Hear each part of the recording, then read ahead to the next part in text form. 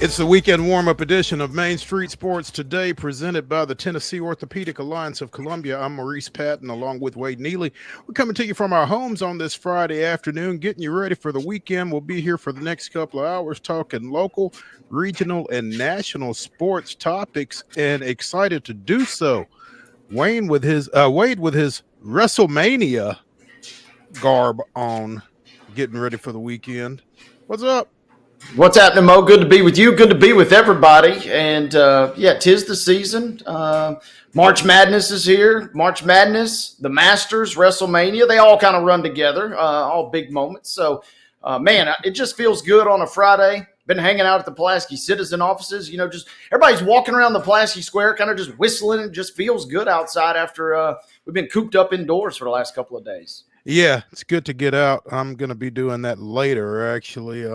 Little Friday night baseball. Looking forward to that. So, yeah, big weekend, man. A lot going on, obviously. We're going to get into a lot of it here over the next couple of hours. In the second hour, we'll be joined by KIMMEL of Penalty Box Radio, talking little Predators. As we mentioned yesterday, they've made a couple of moves. I don't know if there's anything else approaching as the NHL trade deadline approaches, but we'll check in with Ann and see what her thoughts are on where the team is at this point. In the next segment, we will be joined by ESPN's Chris Lowe. Chris has got a pretty significant part in, I guess, the SEC storied piece that's coming out next week on former Tennessee guard Chris Lofton, volunteer for life. And we're excited to talk to him about that and some other stuff that he's been working on in his capacity as senior writer at ESPN. So excited to get Chris on in the next segment. We'll be talking a little baseball as well. Spring training continues. A lot going on, obviously. The SEC women's basketball tournament is in its third day now over in Greenville, South Carolina. We've also already got one final from over there. We'll talk a little bit about that and some other hoops, men's basketball, men's professional basketball. And again, we'll get you ready for the weekend because there's a lot going on. So looking forward to getting into all of that here over the next couple of hours. Wade, what's your weekend looking like early on? You know, let's see. I'm sure there could probably be something on the docket tonight. Feels weird with no high school basketball, but a lot of tournament basketball. Then we'll roll into Saturday, hoping to catch Nashville SC. And as we'll get into the rundown, might be some college basketball in Nashville on Sunday that maybe to whet my appetite a little bit. So subject to change, but the blueprint is there if we want it. It should be pretty fun. And you said you're out doing baseball tonight as well. Doing some baseball tonight, yeah. Hoping it's not too terribly uncomfortable, but if it is, it's my own fault, you know. So we'll see how that goes. But yeah, a lot to get to, a lot going on. Looking forward to all of it. Let's go ahead and set the stage for the weekend with yesterday's results and today's schedule on the rundown. This is the rundown. To the Friday rundown we go, ladies and gentlemen. Off and running with girls basketball scores from the state tournament yesterday. Clarksville, not from the state tournament, but they do win 35-33 versus Henry County. In the state tournament, it was Kings Academy 57, Providence Christian 36. That was that early game that we told you guys about yesterday. To boys basketball from last night, a lot of good games across the state. BGA picks up a 66-47 win versus St. George's.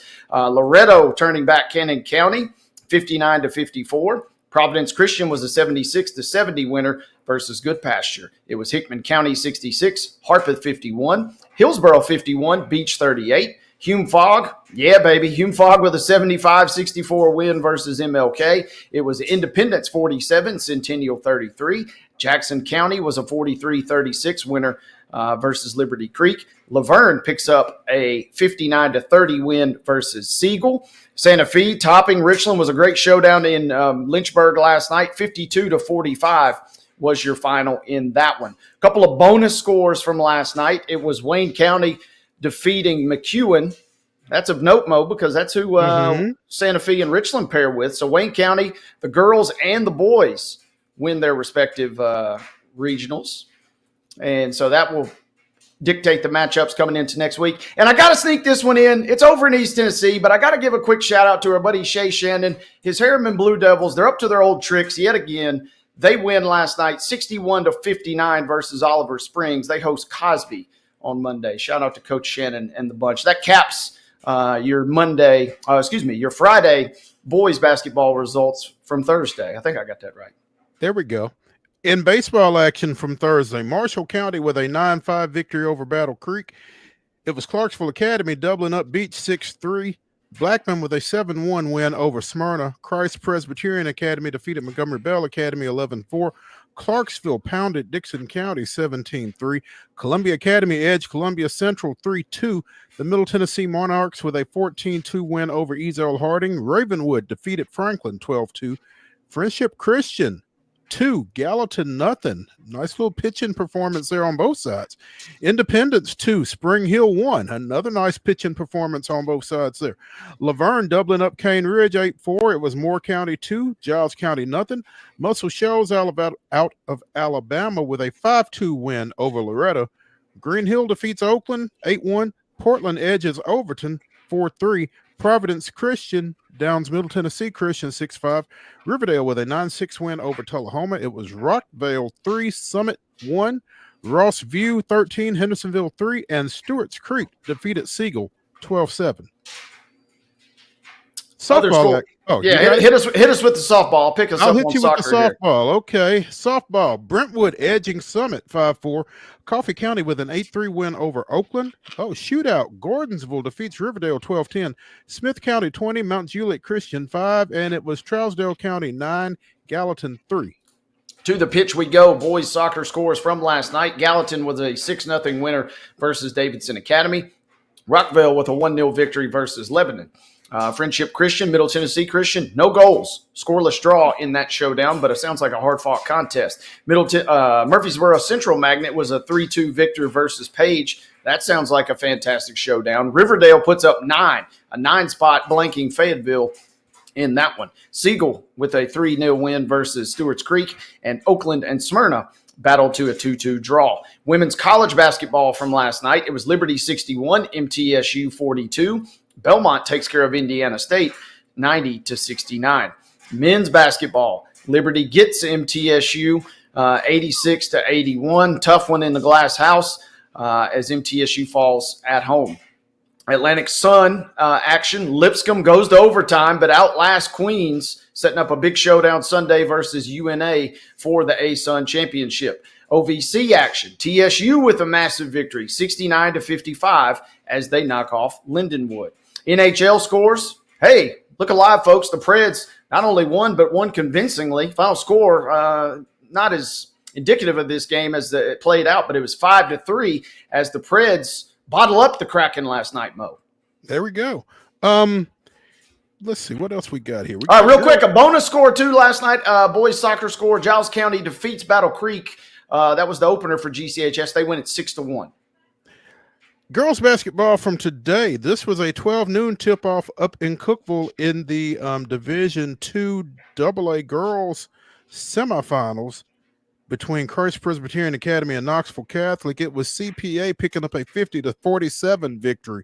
They advanced to tomorrow's championship game against the winner of the Knoxville Webb Lipscomb Academy game that will be played at 3:30 up there. Boys basketball action again in Cookeville. Briarcrest Christian and Montgomery Bell Academy are playing right now, and last score we've got is MBA leads Briarcrest 25-19 at the half.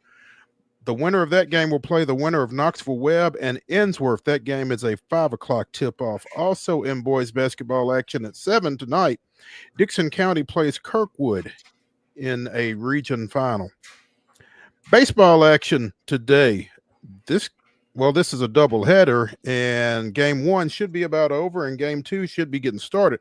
It was a noon start for Christ Presbyterian at Montgomery Bell Academy. The second game was scheduled for 2:30. At 4 o'clock, Page will play at Battle Creek. Also at 4 o'clock, Hendersonville goes to Riverdale. Joe Burns is at Springfield at 5. At 5:30, East Robertson is at Farragut. Ezel Harding is at the Middle Tennessee Monarchs at 5:30. 6 o'clock starts for Moore County at Zion Christian. Clarksville Academy at Clarksville Northeast. Columbia Central hosting Lawrence County. A lot of purple and gold in that one. Also at 6, Hillsborough is at Laverne. Nolensville plays Marshall County. Cannon County is at Providence Christian. Brentwood plays Rockvale. Coffee County goes to Smyrna. Lewis County will play Spring Hill at Columbia Central. That game is a 7 o'clock start, not 6. Also, as 6:30 starts for Good Pasture at Good Pasture at Middle Tennessee Christian. Tullahoma plays Mount Juliet at 6:30.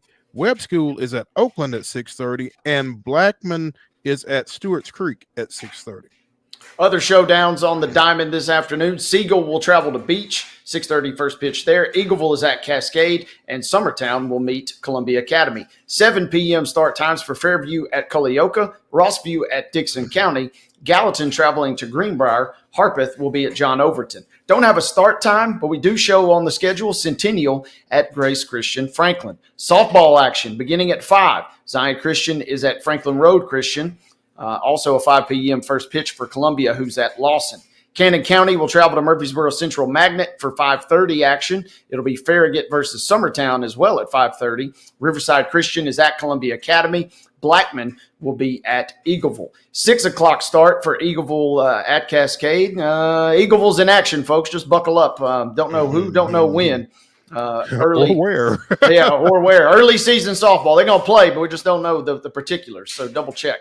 6:30, Oakland is at Mount Juliet, and at 7 o'clock tonight, you can catch Greenbrier versus Summertown. Men's soccer action, 6 p.m., East Hickman is traveling to Loretto. 6:30, Smyrna will be at Rockvale, and at 7 o'clock tonight, Blackman will be at Summit. Men's lacrosse, Science Hill making the trip to Oakland tonight. That game gets underway at 6:30.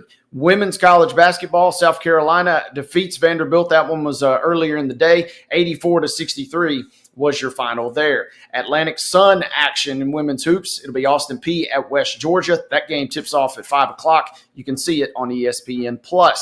Also on ESPN+, men's basketball. Game getting started here in about 15 minutes in Missouri Valley Conference tournament action. Illinois State is playing Belmont. Again on ESPN+. And at 6:30 tonight, somebody's got to win this game, Mo. The Grizzlies, who are reeling. The Mavericks, who are the Mavericks. They'll play at 6:30 in Dallas, and this game is so big it's going to be on ESPN, but you can also see it on FanDuel Sports South. Goodness gracious, you got twice as great a chance to see that one that nobody wants to see. Saturday girls basketball action. These are all sectionals, I do believe. These are all 7 o'clock starts, although this Lebanon at Bradley Central is probably 7 o'clock in Cleveland, 6 o'clock in Lebanon. So check your local listings there. But Lebanon and Bradley Central will play down in Cleveland again. Summertown goes to Cheatham County. That's a 7 o'clock start. Mount Juliet is at Coffee County. Jackson County travels to East Nashville. Hillsborough hosts Lincoln County. Station Camp goes out west to Jackson's south side. Stewart County travels to Loretto. Creekwood is at Portland. Wayne County hosting Richland, and Pearl Cone is at York Institute. Again, those are all 7 o'clock local time starts. Winners advancing to next week's girls' state tournament over at the Glass House. In baseball action tomorrow, 11 o'clock start for Clarksville Academy and Upperman. At 12 noon, it's Creekwood at Siegel. Also, the Webb School of Bell Buckle is at Smyrna. 12:30 start for Clarksville and Tullahoma, or Franklin Road Academy in Tullahoma. Tullahoma's playing, y'all. Not sure who. Mount Juliet and Dixon County will play at 12:30. At 1, it's Providence Christian at Donaldson Christian. Also at 1, Gibson County comes into town to take on the Irish of Houston County. Upperman is at Oakland at 1:30. Also at 1:30, Portland is at Hendersonville. At 2 o'clock, Kirkwood is at West Creek. Clarksville goes to Riverdale at 3 o'clock. And also at 3 o'clock, Stewart's Creek is hosting Dixon County. Softball action gets underway at 10:30 tomorrow. It'll be Nashville Christian meeting Summertown. At 11, you can see Soddy Daisy versus Stewart's Creek. Noon start time, Tullahoma at Siegel. At 1 p.m., Skyline, that's out of Alabama, meeting Stewart's Creek out of Tennessee. 2:30 p.m. will be Blackman at Riverdale. 5 o'clock start time for Silverdale Academy versus Stewart's Creek. And at 7, Stewart's Creek, just when you thought they were done, they're going to sneak in one more tomorrow night, taking on Chattanooga Christian. Men's soccer action scheduled for a 9 a.m. Might as well be a English Premier League matchup, as Riverdale and Lawrence County will tangle tomorrow early. Women's basketball action, MTSU will be at FIU. That game gets underway at noon. You can see it on ESPN Plus. Also on the Plus, you can see Belmont at Evansville at 2, and you can see North Alabama at Lipscomb at 2. So 12, 2, and 2, your start times in those trio of women's basketball games. Men's basketball action, Vanderbilt and Georgia will close out the regular season at 11 a.m. That's on ESPNU. Following at 1 on SEC Network, South Carolina at Tennessee. At 2 p.m. on on ESPN Plus, it'll be Middle Tennessee playing host to FIU. 7 o'clock tomorrow night. 2 yucky franchises in the standings, but a lot of pride on the line. A lot of Blackhawks fans always come to town. Should be a fun one as Chicago comes to Bridgestone Arena. 7 p.m. puck drop. You can see it on FanDuel Sports South. MLS action. The Portland Timbers will be in Nashville tomorrow night. That kickoff is set for 7:30. You can see it on Apple TV. Sunday, ASUN championship game, North Alabama at Lipscomb gets underway at 1 o'clock. They'll be showing that one on ESPN2. And also on Sunday, capping the rundown at 6 p.m., it'll be the Grizzlies at the Pelicans. You can see that one, ladies and gentlemen, on FanDuel Sports South. Once again, jam-packed schedule on a Feel Good Friday. That concludes our rundown.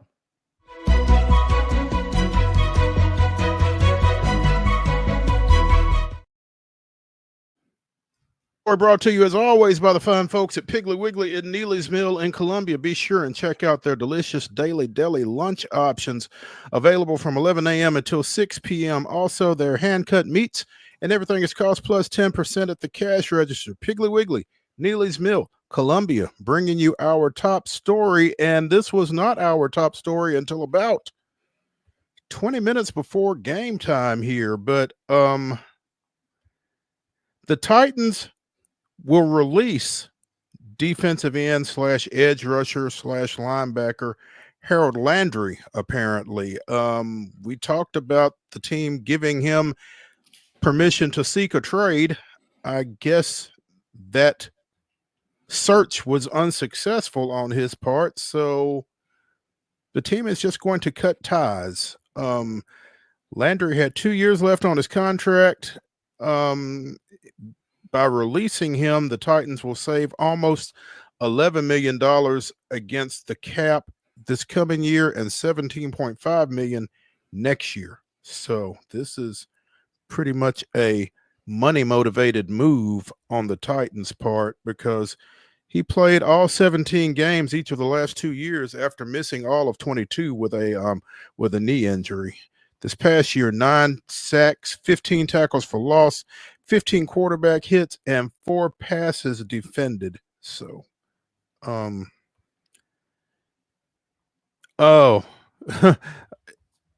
it feels like he's still being somewhat productive, but the math ain't mathin' for the Titans, I guess. So, chance to get younger and less expensive at that position. Not necessarily in that order. Yeah, name of the game, unfortunately, for Landry fans. And, he's been one of the great performers for that defense. Also saw some stuff, too. There is some talk about whether he really kind of fit in the new scheme. Obviously put up some decent numbers and some solid numbers for a defense that was pretty good at times last year. But maybe not the perfect fit, maybe not the ideal fit. You would have liked to have gotten a piece back. I do find this interesting. You kind of openly saying, hey, we're shopping the guy, but if everybody knows you're just going to release him, why would you offer anything? Right? I mean, that's the way I'm kind of thinking about it. So a chance for somebody, chance for Landry to get a fresh start, move on to a new team after spending his whole career in Nashville, playing every season but 22 when he missed due to injury. be a chance for him to kind of get things going. And like you said, get the Titans a little younger and save a little bit of money at the same time. And I think we kind of touched on this a little bit when it was announced that they had given him permission to seek a trade. It just kind of feels like this is we're kind of all in on Abdul Carter, maybe. Yeah, had him on campus yesterday, and we hear about a lot of folks getting brought in, and what does that mean? Could mean something, could mean nothing, right? I mean, I think any team in the top three is probably doing themselves a disservice if they don't bring that guy in. But if you're, going apples to apples here, you'd be like, okay, you cut this guy, but now maybe you have a replacement in a sense right there. So a chance for the Titans to do a little bit of business here, and be interesting to see how it plays out. Meanwhile, a little closer to home in some ways, former Columbia Central standout Shaq Mason apparently will be released by the Houston Texans. Mason was set to make $10 million this coming season and was under contract for $10.4 in 2026. By releasing him as a post-June 1 cut, Houston will clear $9.4 million of cap space. If it happens right now, they will clear $2.1 million. So guess what Houston's going to do? But Shaq Mason will be available for someone for the 2025 season, apparently. Yet another player from Tennessee that I think a lot of folks at a position of need wouldn't be too upset if big number 69 rolled back down to the Volunteer State, right? Yeah, you would think. I mean, again, he was productive for Houston until he sustained a knee injury late in the year that kind of knocked him out of the last 2 or 3 games, I think, maybe knee, ankle, lower body injury. But again, for this offensive line that really needs some work, particularly on the right side, you would feel like that's kind of a plug and play situation there. If Shaq wants to, finally come home. He obviously opened his career in New England, had a lot of success up there, won some rings, went out to Houston, got them going in the right direction, and now he's going to be on the move yet again. And I don't know if he's necessarily on the backside of his career, but certainly playing within an hour or so, given traffic, of home, you would think would be appealing to some degree. So we'll see how that goes. Would be interesting to see if he ends up in Nashville. He's close with Brady, and we've entered that stage where now everybody that's close with Brady, you kind of wonder, if there's not maybe some Vegas flavor in his future with a ring in New England and then another one in Tampa Bay. So be fun to watch to see where he goes no matter what, and obviously wishing him nothing but the best. Absolutely. Let's go ahead and get to a break here on the weekend warm-up edition of Main Street Sports Today, presented by the Tennessee Orthopedic Alliance of Columbia. When we come back, we'll be joined by ESPN senior writer Chris Lowe. Stick around.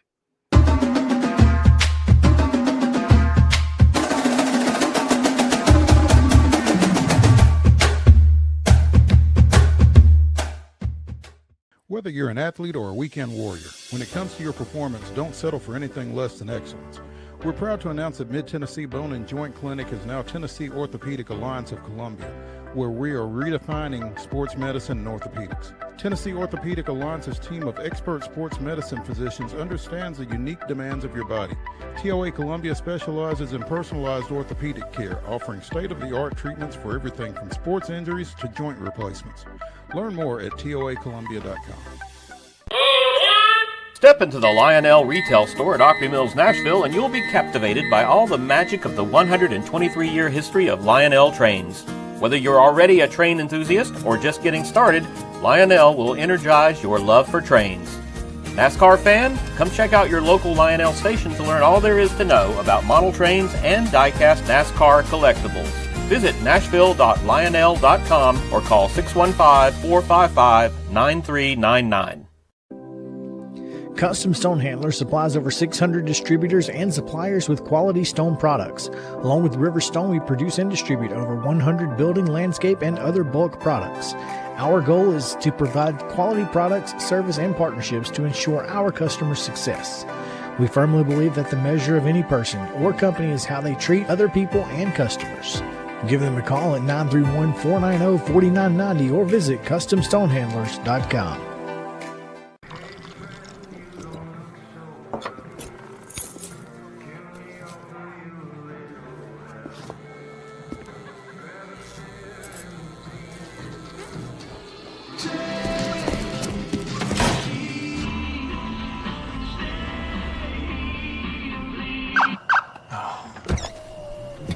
You're seeing the signs too, right?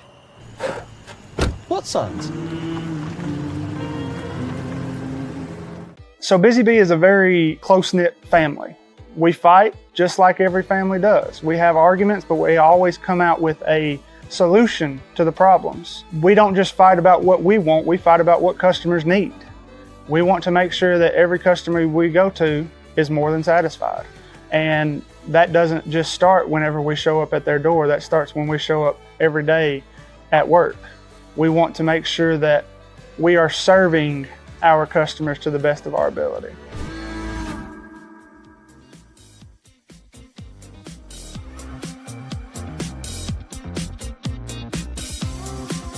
The weekend warm-up continues here on Main Street Sports Today, presented by the Tennessee Orthopedic Alliance of Columbia. I'm Maurice Patton, that's Wade Neely, and we now have joining us ESPN senior writer Chris Lowe. ESPN will be airing the latest installment in its SEC Storied series Monday at 6 o'clock on the SEC network. It is Volunteer for Life, and it's about former Tennessee basketball standout Chris Lofton and his very private fight late in his career with testicular cancer. And Chris had a pretty high degree of involvement in that whole situation. So Chris, thanks for joining us, first of all. And my first question, how much airtime are you going to get in this documentary? Probably too much, Mo. The good thing is that they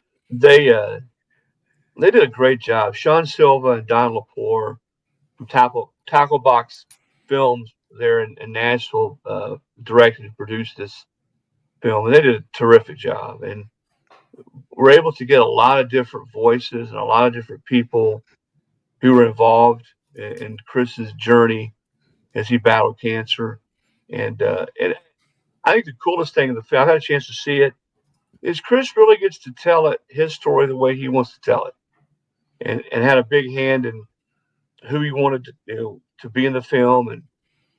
But you'll see everybody from Tubby Smith to Bruce Pearl to Chris's roommate on the road at Tennessee, Jordan Howell, doctors there at Tennessee, some people in the media who covered him, several of his teammates, and other people who were in some way, shape, or form involved with Chris. And his mom and dad, Frank and Kathy, were great.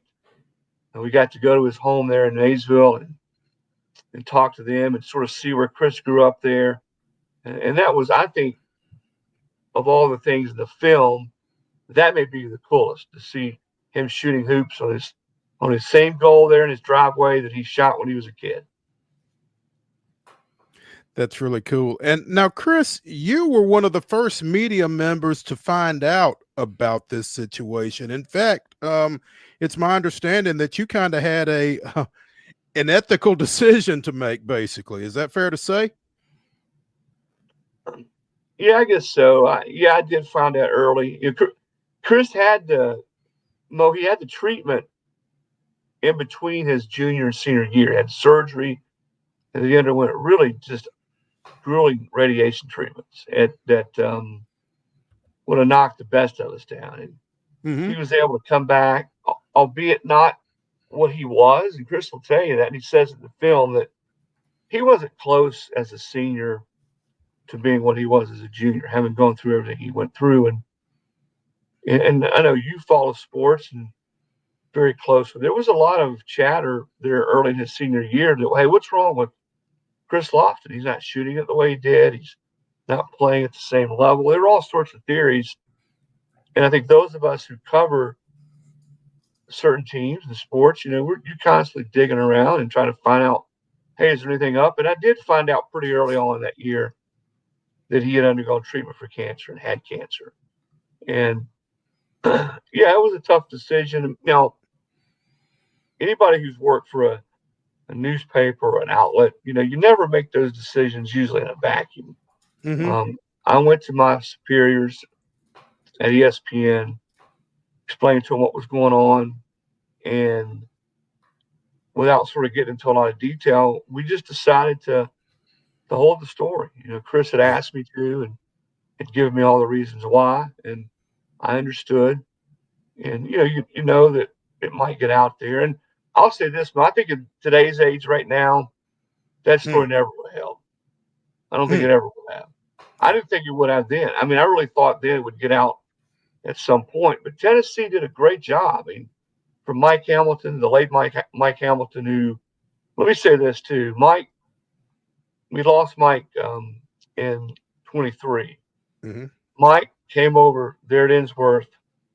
We were interviewing some people in Nashville, and Mike's wife, Beth, drove him over in late July that year to sit down for an interview. Mike was not well. He was frail. He was a few months away from having surgery that he hoped would save his life with a liver transplant, and sadly he died. So he came to do that interview less than 3.5 months before he died, which tells you a lot about Mike as a man. And it also tells you what he thought of Chris Lofton. Right. But Mike did an unbelievable job of helping Tennessee sort of navigate, and Chris navigate through that. The medical staff did. Bruce Pearl.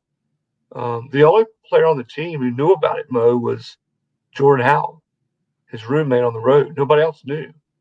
But no, I talked it over with my people, and just decided that was the right thing to do, and knew that somebody else might get the story. But Chris was a man of his word, and when the season was over, we met and did the story, and it worked out well. The main thing is Chris is healthy, continues to have checkups, and guys, that's been, man, it's hard to believe. That's been now, his last year was 08. We're talking about nearly 20 years ago. That's crazy. And Tennessee fans are going to love this doc because you see Chris in a light that probably you haven't seen before. Chris is a very quiet, unassuming kind of guy, but he's pretty candid and pretty forthright about his battle and everything that went into getting back, bouncing back, and playing that last year. Yeah.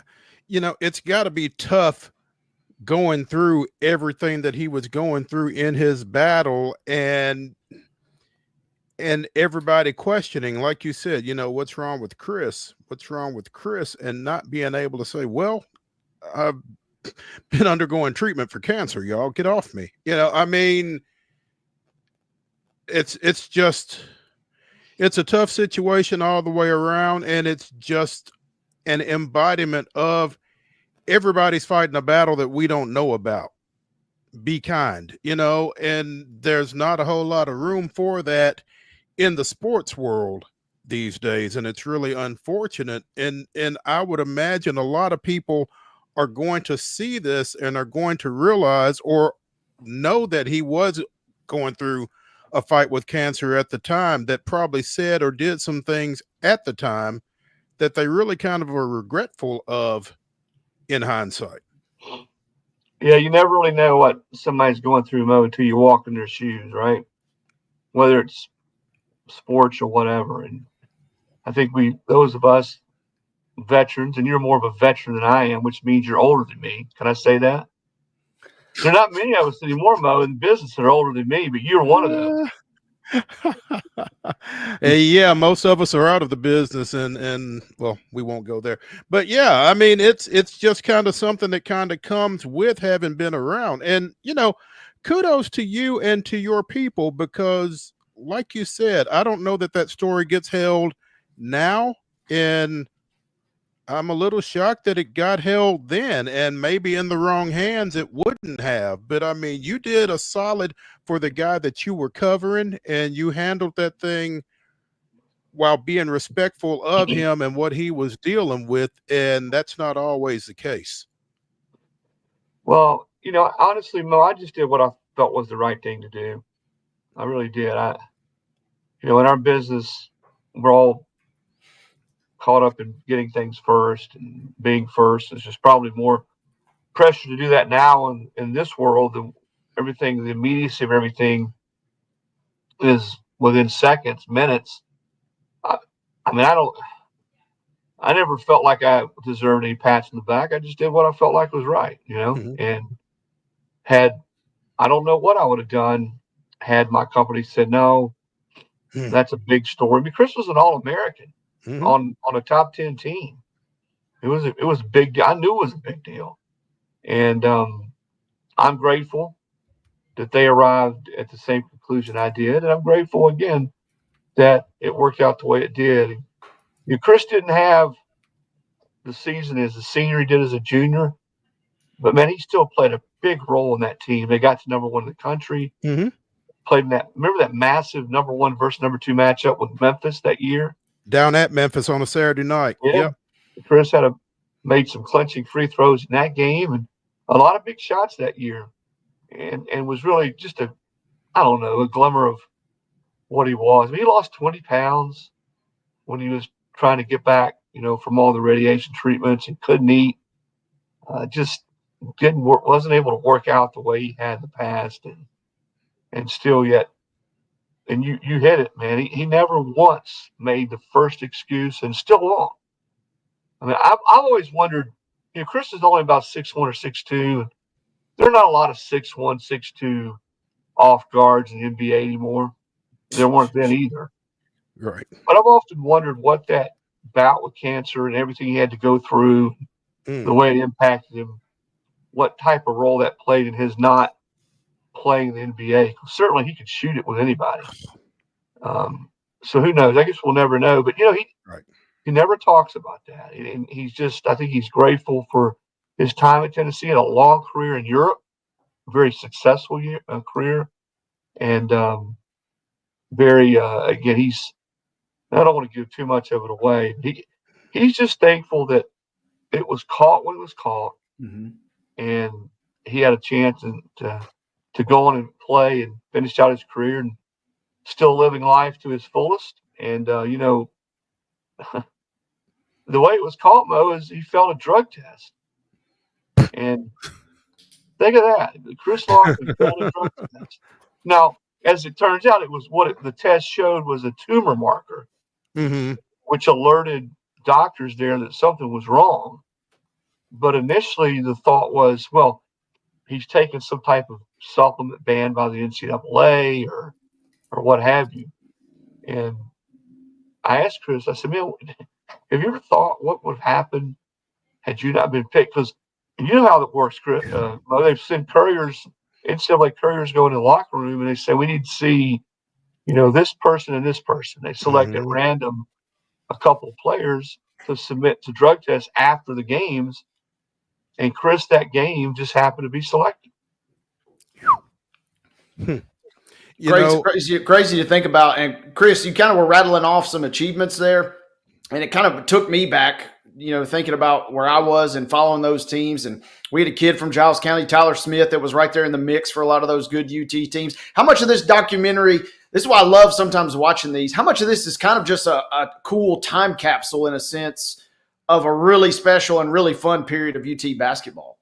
Yeah, well, it certainly is at that time. When Pearl came in, that was Chris's second year. Pearl's first year was Chris's second year. And just sort of the resurgence of Tennessee basketball. You see a lot of that. There's a lot of great highlights and some calls from games. Chris's shot over Durant, their win over Florida there, his shot in the corner to beat Winthrop, which was their first, I guess that was Tennessee's first NCAA tournament win in maybe, I don't know, since Jerry Green was there, 2001, something like that, 2000. And so, yes, it is a nice sort of stroll down memory lane during that time in Tennessee basketball history. And Chris, in a lot of ways, was sort of the face of Tennessee's resurgence. Mhm. in basketball. And I think in a lot of ways you can still feel that resurgence today as Rick Barnes has taken it and made Tennessee as consistent a program as there is in America. Certainly during all the time that Tennessee's had a program, they've never been able to sustain this type of consistency. And I think you trace that back to those first few teams under Pearl when Chris was the star. Chris, the trailers that have been running here for the past week or so, there's a quote from Candace Parker that is just really, if you weren't motivated to watch this thing before you hear this, you probably are now, because she says, and I guess they were on campus roughly at the same time, but she says, you're sad for what he didn't do, but look at what he did do. Yeah. And Candace was great. And Candace and Chris were really good friends. They played a lot of hoops together, worked out together when they were there at Tennessee. And again, it tells you a lot about Chris. And Candace was in the middle. I can't remember if she was in the middle of her season, but we went out to Vegas to talk to her. And she was more than willing to sit down and talk about what Chris had gone through and their relationship. And but she's dead on, Mo. I mean, we think about a big part of the story is obviously that he beat cancer and he played and he did it, with such class and such grace and didn't want to be a distraction to his teammates. But man, we forget what a great player he was. Mm-hmm. He still leads the SEC in career 3-pointers. And I don't think anybody's really that close to him in 3-pointers made. When he graduated in 2008, I think he was third all time in the NCAA. A guy by the name of J.J. Redick was number one. Now, a few people have made more than Chris since then, but he was as prolific a 3-point shooter. I'll say this. He was 6'1". I always kid Chris. They list him at 6'2". He might have been 6'1". And it was so uncanny. I covered probably 90 to 95% of every game he ever played. To see him the way he would get shots off against bigger, longer players. And I remember one game there against Georgia, and we were sitting right there in the corner of the court on Press Road. And he had a couple from the corner. Literally, I could have reached out and touched him with guys that were 6'5" and 6'6" flying at him. I mean, I don't even know how he got them off, and he'd make them. And I talked to several coaches in the league then, and they agreed with me. Chris, at that size, with his range, because, he was really, if he stepped inside 30 feet, he was in range. But when you combine that and sort of couple it with his size, he's as good a contested shooter, Mo, from the perimeter as I've ever seen play. And to your point, Chris, I mean, he might have been 6'1". I don't remember seeing him get his shot blocked. No, he had that slight, he had that slight lean back when he would shoot it.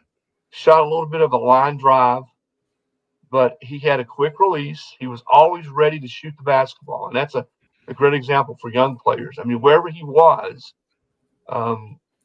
ready to catch and shoot immediately.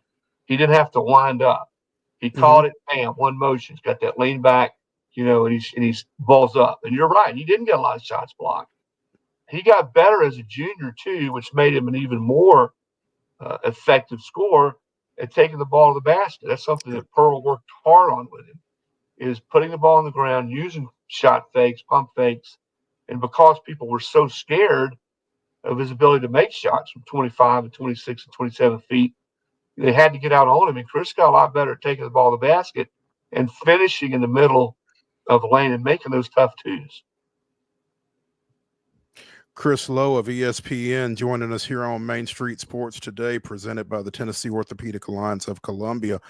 Volunteer for Life, the latest SEC storied installment, comes out Monday. It will air on the SEC network at 6 o'clock, and it takes us through Chris Lofton's battle with cancer late in his UT men's basketball career. Chris, you've seen it already, so I guess you won't necessarily be going out of your way to watch it on Monday, but I mean, what are your plans as far as that goes, I guess? No, I'll watch it. I'll be here. I'll actually be over your way later in the week. I'm coming over for the SEC tournament. Probably won't get there until Wednesday or Thursday, but I will watch it. I've seen a clip of it, as I said, but I'll watch it on the SEC network. And, fans that miss it, you can get it, I think, on ESPN Plus streaming right after that. And it's going to be on a ton on the SEC network and other ESPN platforms over the next 2 weeks. But no, I'll watch it at home and look forward to it. Again, I can't say enough about the job that Sean Silva and Don Lepore and the whole tackle box crew did with it. They went to great lengths to tell this story the way it should be told. And this is something that, gosh, we probably started working on this back in the spring of 23, almost 2 years. And we made sure, and they made sure, that we got everybody we possibly wanted. We sat down to make a list of people we felt like were crucial. And Chris was a big part of it. We wanted Chris to let us know who was important to him to get in this documentary. Mm-hmm. And we got 99% of just about everybody we wanted. And I can tell you this, when we asked, there was no hesitation. Mm-hmm. Chris Lofton, absolutely. And we had to go to some people. Tubby Smith, think about that. Tubby Smith still catches grief because he didn't sign Chris Lofton, out of Kentucky. But Chris was not a highly recruited player. He didn't have a lot of people knocking his door down for him to come play basketball at the major college level. But when I called Tubby, told him what we were doing, told him what the project was, he said, yeah, well, I'll do it. Absolutely. And met with Tubby, I think, in Louisville.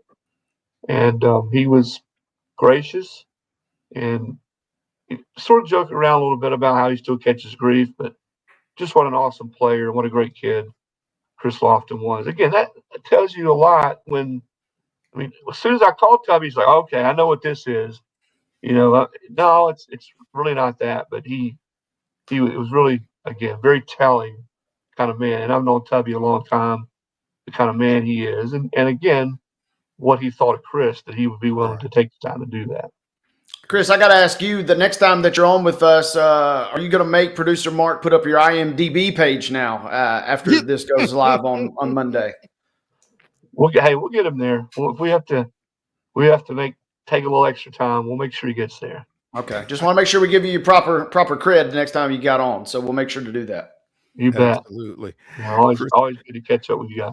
Absolutely. Chris Lowe, ESPN senior writer, joining us here on Main Street Sports Today. Chris, we appreciate it. Enjoy the tournament next week. Not sure we're going to be down that way because we got girls basketball down at the Glass House, but have fun with that and we'll catch up. Okay, guys. Thanks for having me, okay? Thank you, Chris. All right. When we continue here on the weekend warm-up edition of Main Street Sports Today, presented by the Tennessee Orthopedic Alliance of Columbia, let's talk a little baseball. Stick around.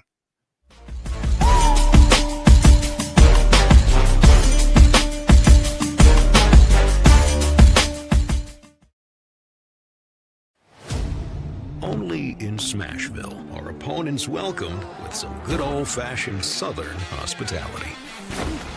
We'll give you a hand, cheer you on. Hey, we'll even leave a light on.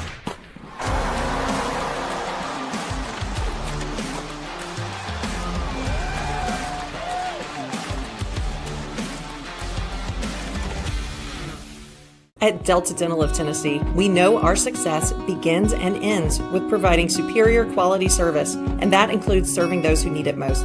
This year, we're celebrating 25 years of giving back to the community we call home. Delta Dental, along with our Smile 180 Foundation, supports Tennessee's dental colleges and oral health education, children's hospitals, free and reduced cost dental clinics, and other like-minded charities.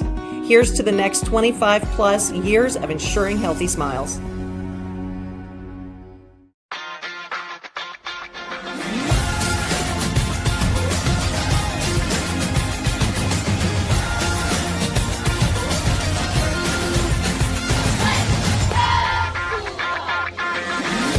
Whether you're an athlete or a weekend warrior, when it comes to your performance, don't settle for anything less than excellence.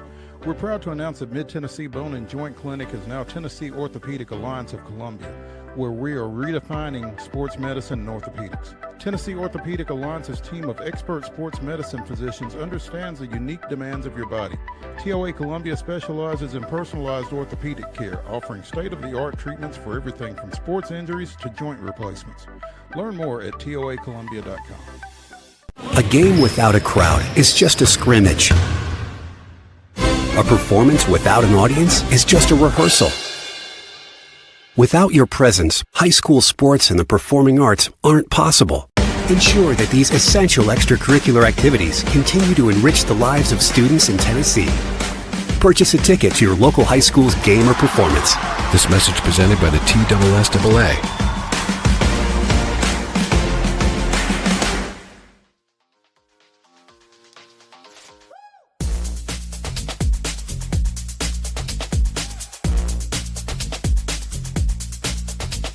The weekend warm-up continues here on Main Street Sports Today, presented by the Tennessee Orthopedic Alliance of Columbia. That's Wade Neely. I'm Maurice Patton. Let's talk a little spring training baseball. Specifically, well, we'll get started with the spring breakout, which is kind of a Major League Baseball production, putting some of their top minor leaguers on center stage. A four-day event showcasing baseball's future, the current stars of minor league baseball. There will be games played March 13th, 14th, 15th, and 16th at spring training sites in Arizona and Florida. 16 exhibition games between organizations featuring their top prospects. And a couple of locals are on a couple of these rosters, specifically Columbia Central's Jaden Ham is on the spring breakout roster for the Detroit Tigers, and Kavaris Tears, just drafted last summer by the San Diego Padres, is on their spring breakout roster. All of the rosters are available at MLB.com if you want to check and see where your favorite guy is. But Chase Burns, ex-UT, ex-Wake Forest pitcher, is on the Reds roster. Another former UT pitcher, Chase Dolander, is on the Rockies. So this event is going to have a lot of local flavor to it. The Braves don't seem to have as many prospects necessarily involved in this thing, but that was kind of what I was looking at. Maybe that's just an indication of where their minor league system is right now. I'm not sure, but the Braves and the Tigers will play on Sunday the 16th, and that game will be shown on the MLB network, as a matter of fact. So check that out. You might get a chance to see Jaden Ham on the bump for the Tigers in that one. Anytime we get some local flavor, that adds that extra layer. So some folks, ratings might be on the come up a little bit here in the Volunteer State for some of that. Absolutely. And again, any baseball is cool. I'm excited for that always. So kind of a chance to see these guys before they hit it big. So MLB trying to get you familiar with some of these top young stars early on, I guess. So something to keep an eye on next weekend. Again, the 13th through 16th is when those games will take place out in Arizona and down in Florida. You know, we've talked a lot about the Athletics.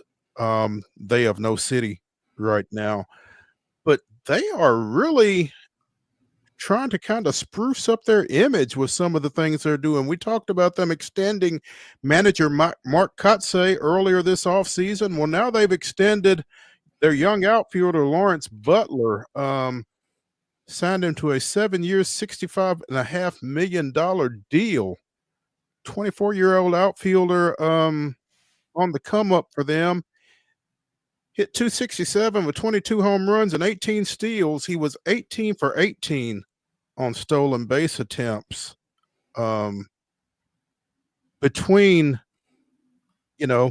two stints at the major league level, because he got sent down to AAA pre-All-Star break, came back up in June. From the time of his return, he hit .291 and hit 20 of those home runs from mid-June to the end of the season. And again, they rewarded him with a 7-year, $65.5 million contract extension. He was a 6th-round pick out of the Georgia high school ranks. They play some really good baseball down there. And the Athletics got lucky. And, it seems like, as they transition to Sacramento and ideally on to Vegas, I guess they're making a lot of positive moves, especially positive for them, I guess. Yeah, that's the thing, right? I mean, you can't just totally reinvent your roster. You can't just totally overhaul in one season, but you can kind of start putting some steps together. And the good news is they're starting from a pretty, low baseline. Expectations are pretty low. They're in this weird state of flux. So kind of start putting together some nice little sneaky business moves. And then, the thought or the goal hopefully is that you're halfway competitive by the time you do potentially end up in Vegas. That's your dream scenario for anybody opening up a new stadium, is that you try and just get that buzz. And so they're kind of taking some steps in the right direction. And, we talked about adding Severino too. I mean, they're not as bad, obviously, as the White Sox. No one is. But they hadn't been great, but they also hadn't been terrible either. So it'll be fun to watch this year as they kind of are in this weird state at the moment. Yeah. Adding Severino, like you said, extending Brent Rooker. They brought Dave Stewart back to help with development. So they are they're doing a lot of good things. And another solid piece of business, as you said, as they get pointed toward Vegas, is they have hired former Raiders executive Mark Bedane as their new president. So I don't know what necessarily a team president does, but I guess it's not sports specific. I don't know. He was president of the Raiders when they relocated from Oakland to Vegas back in 2020, left a year later. So again, I guess it's more business and less sports. I don't know, but it's an interesting move, especially considering 2 years ago, he said to Sports Illustrated, is there a market for a baseball stadium in Las Vegas? I would hope so. I would hope that the work has been done to study the market. I think it's a little more challenging. The economics of baseball are very different than the other 3 sports. The regional sports television comes into play here. This is not a huge market for that. And you're going to have to sell 2.5 million tickets. That's not easy. That's a heck of a resume for the future president of the club.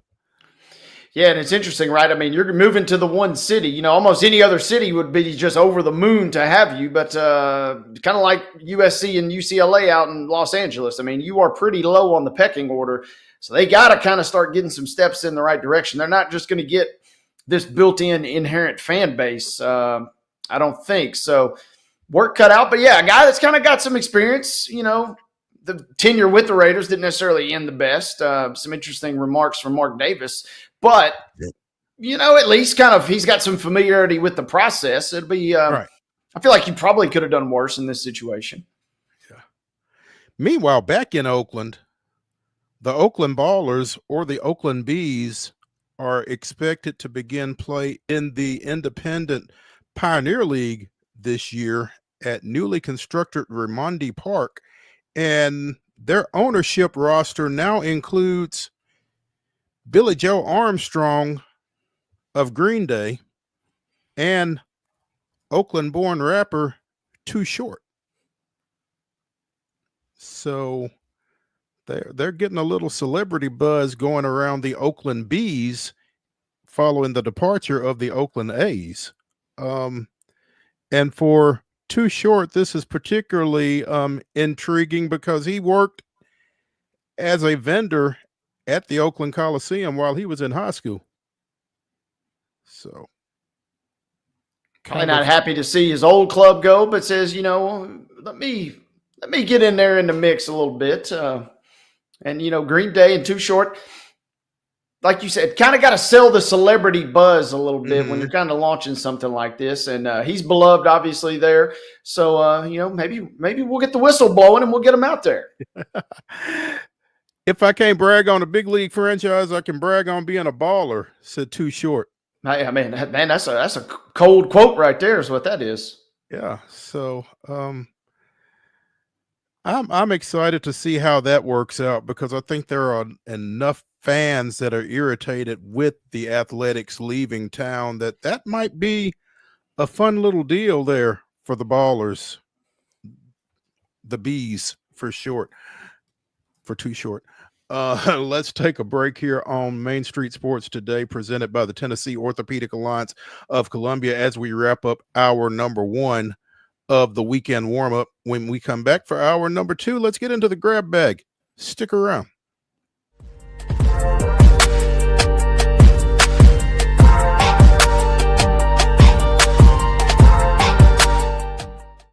Hi, I'm Dr. Vilay Saisuka, CEO and founder of Premier Foot and Ankle Centers of Tennessee here in Murfreesboro. We offer foot and ankle care from ingrown toenails to diabetic foot wounds. We also fix ankle fractures and things like that. Call us today to schedule an appointment. We look forward to seeing you. Because here at Premier Foot and Ankle, we believe that the journey begins with happy feet. Whether you're an athlete or a weekend warrior, when it comes to your performance, don't settle for anything less than excellence. We're proud to announce that Mid-Tennessee Bone and Joint Clinic is now Tennessee Orthopedic Alliance of Columbia, where we are redefining sports medicine and orthopedics. Tennessee Orthopedic Alliance's team of expert sports medicine physicians understands the unique demands of your body. TOA Columbia specializes in personalized orthopedic care, offering state-of-the-art treatments for everything from sports injuries to joint replacements. Learn more at toacolumbia.com.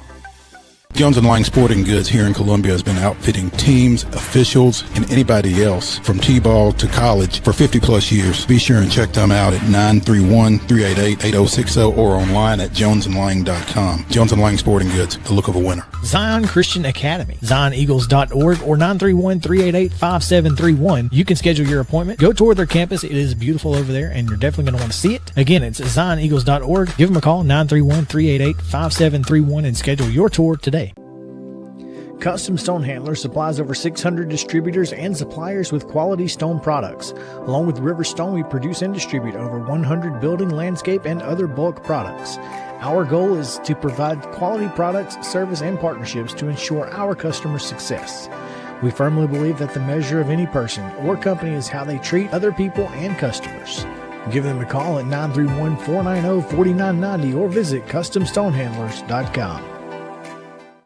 Piggly Wiggly, located in Neely's Mill Shopping Center, is Columbia's locally owned and operated Cost Plus 10 grocery store dedicated to serving the community with low prices and smiling faces.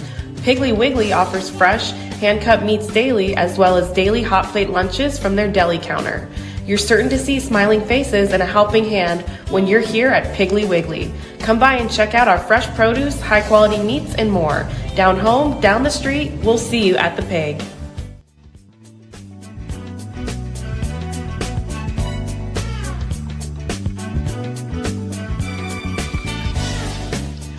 Hour number 2 of the weekend warm-up edition of Main Street Sports Today, presented by the Tennessee Orthopedic Alliance of Columbia, gets going right now. I'm Maurice Patton. That's Wade Neely. And game number 1 of the quarterfinals of the SEC Women's Basketball Tournament over in Greenville is in the books, as top seed South Carolina took care of business against number 8 seed Vanderbilt. 84-63 was the final there. But don't be misled. South Carolina got up 25 and had to hold off the Commodore women late because Vanderbilt cut that 25-point deficit down to 5, 68-63 in the fourth quarter before South Carolina finally spurted away. Heck of a comeback for Vanderbilt. Again, down 25 at one time, and really made South Carolina feel them down the stretch. Pretty amazing. I think Vanderbilt is pretty solidly in the NCAA field, and wouldn't be shocked if they won a game or two once they get there. Yep, we've referenced her hoop stats a couple times this week, and they are comfortably in the 7-10 matchup as the 7, according to that projection at least. Getting ready to take on Washington. Would run into UConn in the second round, but man, talk about star power. That'd be a fun matchup if that were the bracket playing out that way. But yeah, props for battling back, kind of showing the upper echelon of what's capable of Vanderbilt. Didn't string together for the entire game. So you're certainly looking for that effort. But this is a team that we've mentioned it time and time again. If you catch them at the wrong time or you catch them when they're playing their best ball, it could be a long night for you. Yeah, I mean, Blake's and Pierre. Those two alone can wreck somebody. That's a great word for it too, wreck, because that's exactly what they are capable of doing, wrecking and wreaking havoc. Yeah. What did they do today? Blake's with 20 points, Pierre with 10 boards. So nice performance from both 17 and 10 for Pierre, as a matter of fact. So another double-double. That's back-to-back double-doubles at the SEC tournament for the non-heralded Camille Pierre, who, again, as Shay Ralph pointed out, did not make any of the SEC postseason teams. And I'm intrigued by that projection by her hoop stats, a Vanderbilt UConn matchup potentially in the second round with Shay Ralph going against her former coach, obviously there, Gino Auriemma. So that the NCAA isn't above creating some storylines this time of year. They do a great job. And ESPN's bracketology, same deal. Got them as the 7, taking on Oregon this time in their first round matchup. But yes, meeting UConn in the second. So yeah, they do a good job of selling a little extra sizzle, just in case you were thinking about not tuning into that game. We got a little something for you to reel you in a little further. And if you're Vanderbilt, I mean, short of winning the whole tournament, that's a pretty solid little conference tournament. You knock off your rival, and you took on the toughest team outside of Texas, maybe in this whole thing. What better kind of competition, if you're going to go out, what better way to kind of get you prepped for the big dance coming up? And it's always a question, I think, this time of year, if you're not going to win the whole thing, if you're not going to win the AQ, is it better to go out early, maybe get back to town and kind of rest your legs a little bit and get ready? Or, I mean, do you want to play another day and lose in the semifinals? I mean, I think there's something to be said for rest this time of year.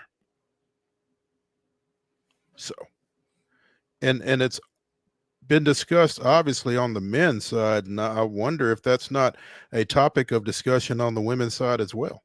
So, in the second game of the day, Oklahoma leads Kentucky 60-59 with 3 and some change to play. That's a 4-5 matchup. Kentucky, number 4, making their tournament debut this week. Oklahoma defeated Georgia yesterday in their first game. So Oklahoma and Kentucky in a 1-point ball game, coming down on the 3-minute mark there. The late games tonight or later tonight will be Texas and Ole Miss at 5, and then LSU and Florida at 7:30. Again, LSU playing without Flau'jae Johnson, dealing with some shin issues, I think. So the coaching staff has decided to hold her out and try to get her ready for the NCAAs. So that's unfortunate. Florida, the only lower seed to break through with their upset of Alabama last night in the late game. So the number 11 Gators taking on number 3 LSU in the late game tonight. Don't see a ton of upsets, but this is right around this round is when you can start really maybe realistically thinking about some shocks. And you mentioned that loss for LSU. Texas is probably thinking, we would have liked that number 1 seed, but, without Johnson, LSU suddenly looks a little more beatable. So maybe a chance. This will be a fun weekend coming up. Absolutely. Earlier in the year, Jim Larinaga announced he would be resigning at Miami. Earlier this year, Leonard Hamilton announced he would be resigning at Florida State. Sounds like both of those teams have got their successors. Duke assistant Jay Lucas is set to take over the Miami Hurricanes program and will be announced Monday, set to sign a 5-year deal. And longtime NBA assistant Luke Lukes, Loucks, we're going to go with Lukes until somebody tells us otherwise, is set to succeed Hamilton at his alma mater. Lukes is currently an assistant with the Sacramento Kings after previously spending time on the staff of the Golden State Warriors. Has been working on putting a staff together. Nothing has been announced yet by the university, but all indications are that is the direction that they are going to go in. So times are changing in the ACC. Yeah, good for Florida State, kind of bringing one of your guys back. But man, the interesting thing with this whole Lucas and Duke situation, he's kind of their main guy as far as he's their quote defensive coordinator, and it's going to be interesting to see. That will obviously be the major talking point if Duke does not cut down the nets. Is if we had our guy, what would have happened? They got a right to kind of be upset. This was kind of an interesting way that this played out with it going down just prior to the start of the ACC tournament. Yeah. Timing, look, it's not ideal, but there's no other option. That is the quote from Duke coach John Shire. This is the only thing that could have happened. Jay will coach our last regular season game, and then he'll have to move on to focus on his new job. And for us, we're going to focus on the job that we have here, which is making a special run. Jay wanted to stay. This wasn't a decision that Jay made. This is me and him working together. Yeah. And I mean, you can blame some of this on the portal. It opens on March 24th, and Miami wanted whoever their coach was to be in place by then, for obvious reasons. Mm-hmm. But if Duke is in the Final Four, they'd be playing into April. So the calendar does not do Duke any favors in this situation. Lucas came to Duke in 2022. He had previously spent time at Kentucky and at Texas. The son of former Maryland All-American John Lucas, who played in the NBA, coached in the NBA. So got quite the lineage there. And it'll be interesting to see what he can do down at Miami. Miami's not far removed from a Final Four, right? Doesn't feel that long ago. When was that? 2023. Two seasons ago. Wow, time flies when you're having fun, right? Mm-hmm. Yeah. So things on the uptick. Ideally speaking, at both Miami and at Florida State, they've got their new coaches. Things not on the uptick with the Cleveland. Hey, real quick. Go ahead. One thing I'm looking forward to, just give me Duke won both of the regular season meetings by 30. Man, please somehow give me Miami and Duke in the ACC tournament because it'll be interesting one way or the other. That's all I'm going to say. But please give me that matchup. Oh, the master of chaos over here, Wade Neely. They'll try and win that game by 70 if they can. They'll have flag in the late stages there if they need to.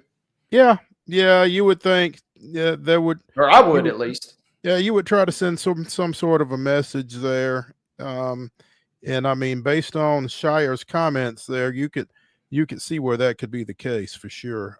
Myles Garrett asked the Cleveland Browns to trade him earlier in this offseason. The Cleveland Browns have basically said they can't see a scenario where that would take place. Myles Garrett asked to speak with majority owner Jimmy Haslam. Jimmy Haslam said he can't see a scenario where that will take place. Sent word to Garrett that he has to speak with general manager Andrew Berry about the situation. I'm not quite sure how to take that. I mean, this guy, for everything that he's done in your organization, does he not deserve a sit down with the owner? I don't know. You would think. So it's he's got 2 years left on a 5-year, $125 million extension that he signed in 2020. I mean, I guess they don't have to trade him. No, But- that's kind of the report that is kind of been surfacing and bubbling the last couple of days is, hey, we just get into this weird sticky situation. I mean, a holdout type situation. Jimmy Butler 2.0 essentially, and the Browns. I get where the Browns are coming from. I mean, you have a guy that could yield you so much on the market. You don't want to get shortchanged, and obviously, I get where Garrett's come from. I loved his quote when he says, "Hey, my goal wasn't to go from Cleveland straight to Canton. I want to, compete for a championship." So I get the competitive side.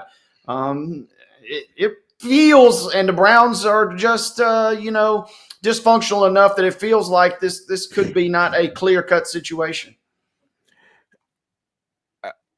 I mean, you can't run the risk of him just saying, I'm not coming to camp and I'm not going to play. Can you? I mean, yeah, it's interesting. And we just talked about Trey Hendrickson being on the market. So now if you were in the market to trade for a guy, why would you not necessarily go after Hendrickson, perhaps for a little bit cheaper haul? So, I mean, this is kind of sticky all the way around for both Garrett and the Browns at this point. Yeah, it is. I mean, the Hendrickson situation probably doesn't help Garrett a whole lot, but at the same time, I just don't know if I would want a guy that is as unhappy as Garrett seems to be, just on the off chance that he might just decide, you know what, maybe I will just go straight from Cleveland to Canton. In 5 years, I'm done. I mean, does it get to that? I don't know. It's a wild situation. We saw Le'Veon Bell in Pittsburgh, man. It can play out pretty dang ugly, and that's with the Steelers, who we hold in high regard. We don't really hold the Browns in high regard. I got a weird feeling this may be a continuing issue. Yeah, you feel like if there is a wrong way to handle this, the Browns will find it. You think so? Lots of luck to all involved. Cleveland. Speaking of, the Cavaliers extended their win streak to 12 straight on Wednesday night with a 112-107 win over Miami. But don't sleep on the Lakers, who with their 113-109 win over the Knicks in overtime last night have now won 8 straight. Lakers are rolling, man. And that was a fun game last night. But golly, when Brunson gets hurt, I still haven't seen any updates on that because I was surprised. I mean, it was Kyrie where he goes back and shoots the free throws, but it did not look good. And as soon as he came out in overtime, New York fell apart. And not surprising in that regard. But, yeah, it's crazy that the Lakers have been on this run. We talked so much about their deficiencies in the middle this season. And after the failed trade, really thinking they had a hole there. But somehow they've willed their way to the 2 seed at the moment. And who would have thought, right? So, yeah. Cleveland, by the way, goes for their 13th straight tonight when they travel to Charlotte. Make of that what you will. Going for that. And then epic moment, too, at the end of the Celtics last game, whenever they're interviewing Tatum, and he says, yeah, we got a big one Saturday. This is on TNT, mind you.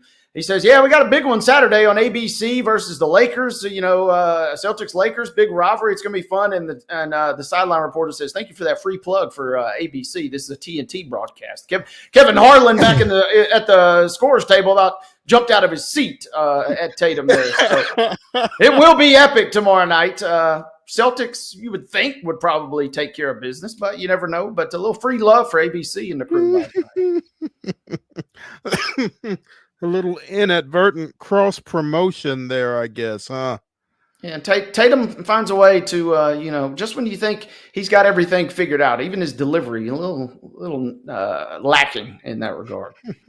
That'll be a big one this weekend. Wade, I know you are kind of a borderline X Games kind of guy. Are you familiar with this Canadian snowboarder, Ryan Wedding? Ryan Wedding, who represented Canada in the 2002 Winter Olympics, is now on the FBI's 10 most wanted list, accused of running a transnational drug trafficking operation that is alleged to have killed 4 people. Oof. Yeah. Ryan Wedding was previously charged with running a drug smuggling operation, shipping hundreds of kilograms of cocaine from Colombia, with an O, through Mexico and Southern California into Canada and other locations in the U.S. I love this quote. He went from shredding powder on the slopes to distributing a different kind of powder. Yeah. Wedding is believed to be living in Mexico, should be considered armed and dangerous, and there is a $10 million reward out for any information leading to his arrest. That's offered by the State Department. The FBI chipping in another $50,000 for information that leads to his apprehension, arrest, and extradition. So his addition to the list of 10 most wanted fugitives, coupled with a major reward offered by the State Department, will make the public our partner so that we can catch up with him before he puts anyone else in danger. Doesn't sound like he's going to skate or snowboard by on this. So yeah, been down in Mexico. He's totally given that life up. He's living the life of luxury down there on the beach at this point. Yeah, well, I hope anyway, this will be something to keep an eye on. So we shall do that. Let's take a break here on Main Street Sports today, the weekend warm-up edition, because on the other side of it, we've got Ann Kimmel of Penalty Box Radio to talk a little Nashville Predators. Stick around.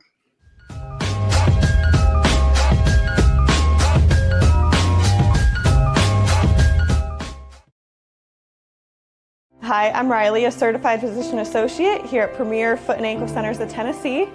We have a couple locations, Murfreesboro, McMinnville, as well as Franklin.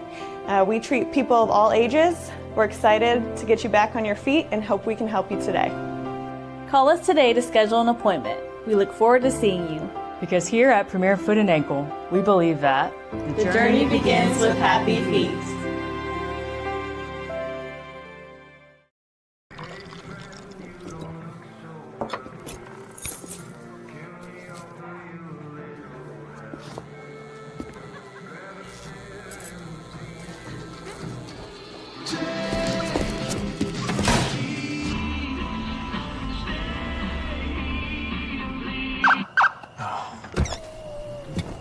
You're seeing the signs too, right? What signs? Whether you're an athlete or a weekend warrior, when it comes to your performance, don't settle for anything less than excellence. We're proud to announce that Mid-Tennessee Bone and Joint Clinic is now Tennessee Orthopedic Alliance of Columbia, where we are redefining sports medicine and orthopedics. Tennessee Orthopedic Alliance's team of expert sports medicine physicians understands the unique demands of your body. TOA Columbia specializes in personalized orthopedic care, offering state-of-the-art treatments for everything from sports injuries to joint replacements. Learn more at toacolumbia.com. Jones & Lang Sporting Goods here in Columbia has been outfitting teams, officials, and anybody else from T-ball to college for 50-plus years. Be sure and check them out at 931-388-8060 or online at jonesandlang.com. Jones & Lang Sporting Goods, the look of a winner. Zion Christian Academy, zioneagles.org or 931-388-5731. You can schedule your appointment. Go tour their campus. It is beautiful over there, and you're definitely going to want to see it. Again, it's zioneagles.org. Give them a call, 931-388-5731, and schedule your tour today. Piggly Wiggly, located in Neely's Mill Shopping Center, is Columbia's locally owned and operated Cost Plus 10 grocery store dedicated to serving the community with low prices and smiling faces. Piggly Wiggly offers fresh, hand-cut meats daily, as well as daily hot plate lunches from their deli counter. You're certain to see smiling faces and a helping hand when you're here at Piggly Wiggly. Come by and check out our fresh produce, high-quality meats, and more. Down home, down the street, we'll see you at the Pig.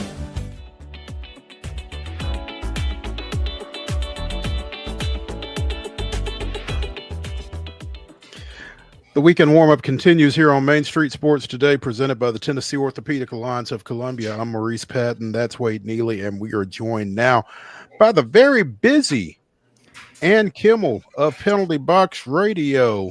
And it's busy because the NHL trade deadline is today. Ann, thanks for taking some time to spend with us this afternoon.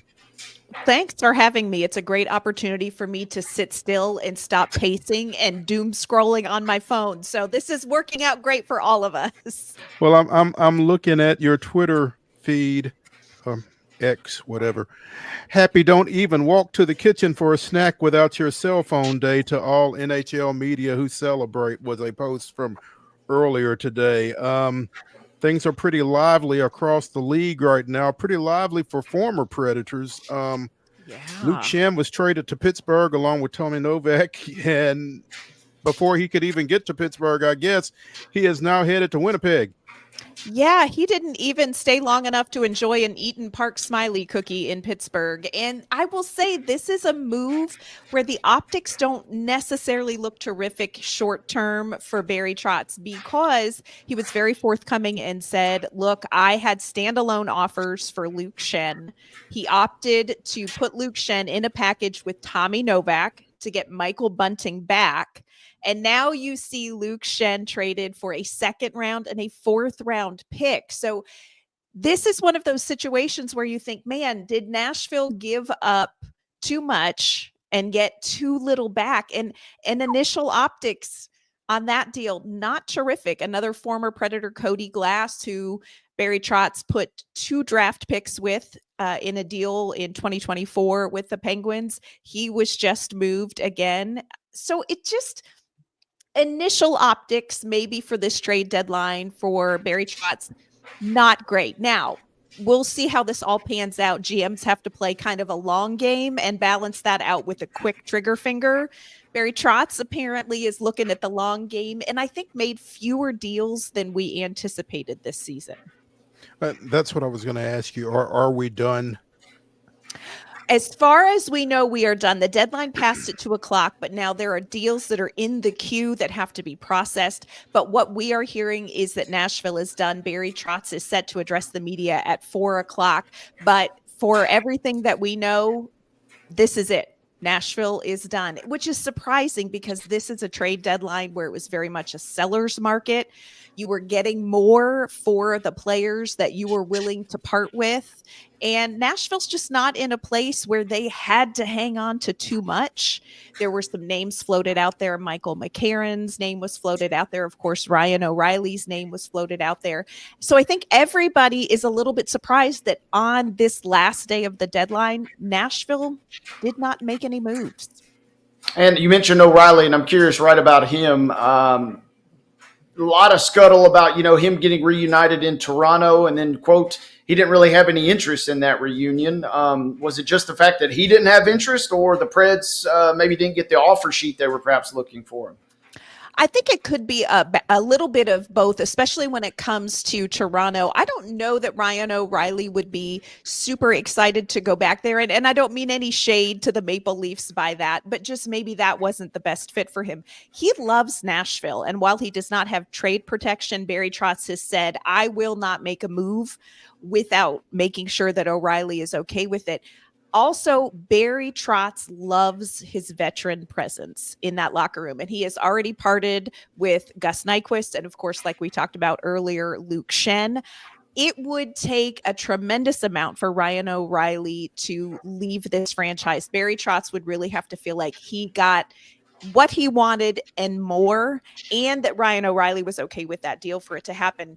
rumored that maybe there was talk about Ottawa Senators center Josh Norris. He has since been traded somewhere else. And I just would have been surprised if Barry Trotz had pulled the trigger on moving O'Reilly, because he really believes that these veterans are necessary as you're bringing up a crop of younger players that will be ready, hopefully, for the Predators to make a push in 3 seasons or 4 seasons. And I'm also curious on that. Yeah, did the Preds kind of, in your mind, thread the needle, so to speak? You sell what you need to sell, but you're also, you mentioned long game earlier. I'm curious, kind of break that down for us. How long of a game are we talking? And did the Preds kind of thread the needle, keeping some of the roster intact, but without going back into a full rebuild? I think they did a good job of threading the needle. My question is that going to be successful? And I think it is longer term maybe than most fans want. Barry Trotz believes that you have to have the Ryan O'Reillys, the Roman Yossis, the Philip Forsbergs to really bring up the players like the Fedor Svechkovs or the Joachim Kimmels or the Matthew Woods that are going to be coming along. So Barry Trotz is very committed to that being what Nashville has to do to be successful. He had such a great quote, and I thought, man, this would be a great tattoo. I'm not advocating for it, but Barry Trotz said, the plan is in pen, the path is in pencil. And I think he has stuck to the plan of we're going to use veterans to prepare these younger players. I think people want to know when. When is that going to come to fruition? Because what we saw this season was an investment in the offseason in veterans. And I think we can all agree that so far that has not paid off this season. So I think there are a lot of questions among the fan base about this plan that is in pen and the path that is in pencil. Interesting. Yeah. And KIMMEL of Penalty Box Radio joining us here on Main Street Sports Today, presented by the Tennessee Orthopedic Alliance of Columbia. So, the plan is in pen. With this team being where it is right now, I mean, it kind of falls back to what Wade was asking. What is the plan, pen or otherwise?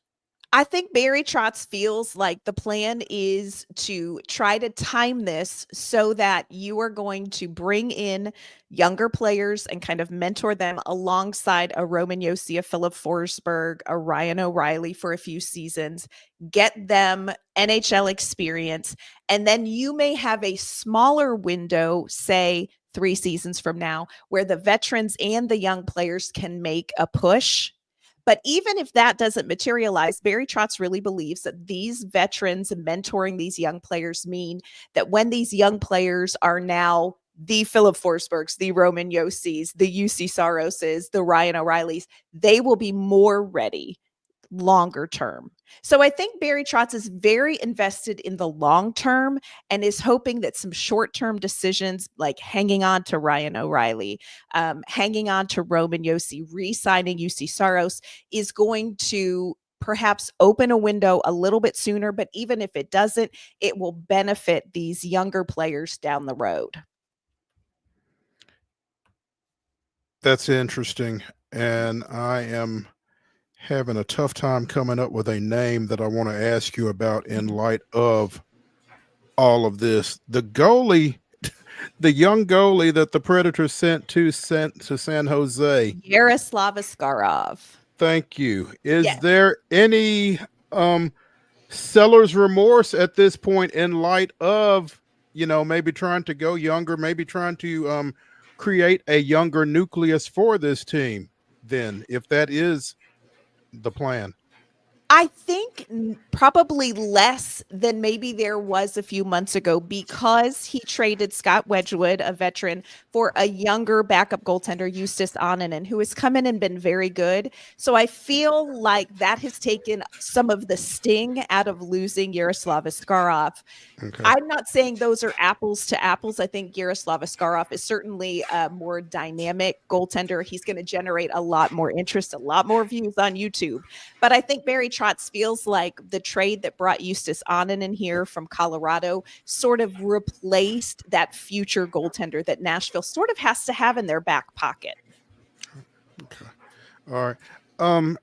And Wade and I have, kind of gotten to the point in considering this Nashville Predators team that, you have to just take each game as an individual game. I mean, whatever has happened in the past, whatever may happen later on, all you can concern yourself with is right now. And with that said, what are your thoughts about the Blackhawks tomorrow night?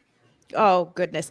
It's a little bit like nailing jello to the wall with this Nashville Predators team, especially now that, there's been a little bit of roster turnover. We've seen them win 2 in a row and play 2 of their better games of the entire season. But this is a very inconsistent team.